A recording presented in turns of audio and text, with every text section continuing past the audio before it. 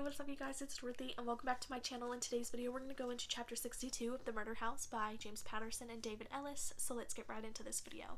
This video may contain sensitive topics and foul language. If you do not wish to continue, I suggest you click off the video now. You have been warned.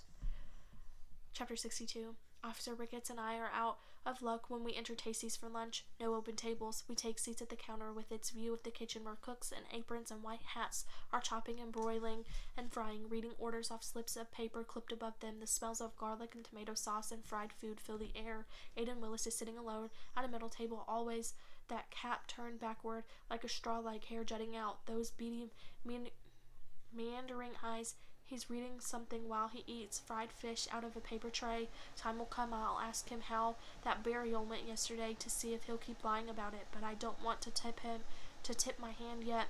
We both order scallops. Ricketts orders one of those iced tea drinks served in those giant colorful cans. Ice water for me. Over my shoulder I see Chief Isaac Marks wearing a bib and dipping lobster into butter sauce. Another table for one. He must see me, but after our words yesterday, there isn't much left to say. Careful, I tell Ricketts. Chief's sitting over there. Let's not be too obvious. She leans into me. How about I just talk quietly then? I won't pull out my notes. She taps her head.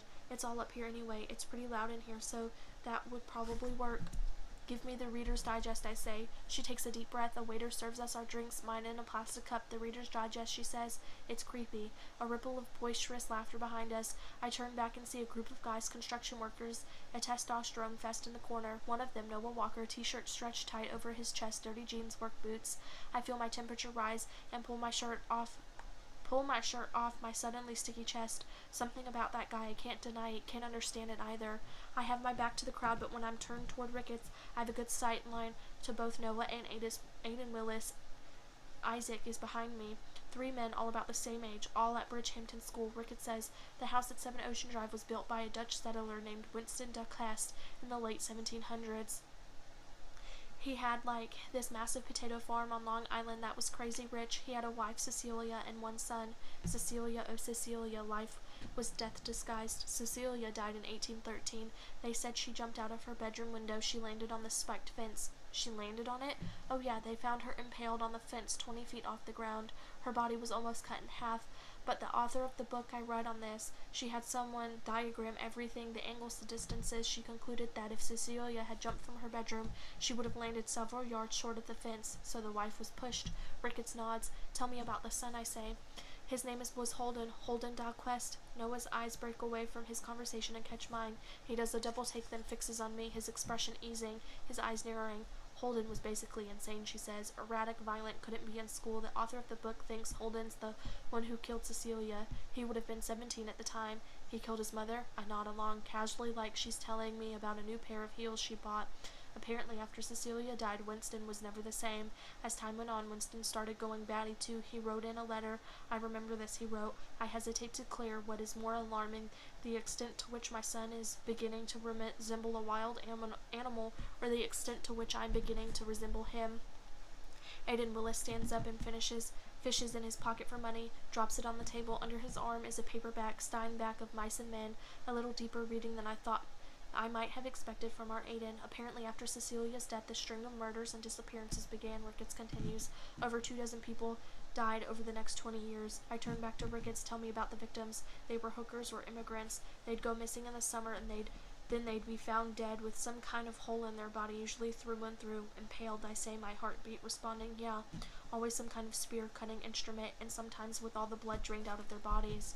Jesus, I draw back, and then never put this on Winston or his kid Holden. My eye catches Aiden Willis stuffing his hands in his pockets, checking me out with a sidelong glance on his way out, the paperback still tucked under his arm.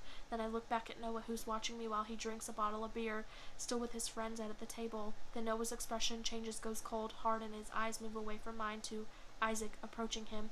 The entire table freezing up. Isaac with that cop bravado, saying nothing to Noah. That elicits a frown, and I see something in Noah's eyes that make me think there's going to be violence between them. But then Isaac moves along, heading toward the exit, catching my eye as well, smirking at me. They never charged either Winston or Holden, says Ricketts.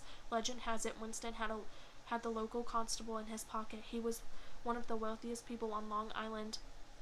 I watch Isaac leave and think over what Ricketts had told me.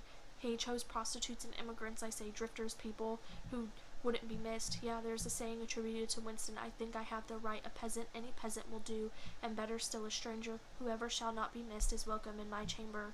Our scallops arrive with delicious buttery aroma, but I've lost my appetite. Sounds like a fun family, I say.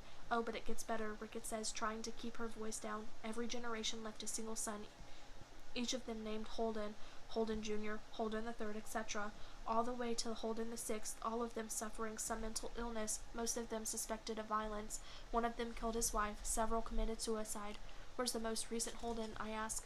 Rickett spears a scallop with her fork. In the ground, she says. The last Holden died almost 20 years ago without any children. That is the end of this video. I will see you guys in the next one. Bye.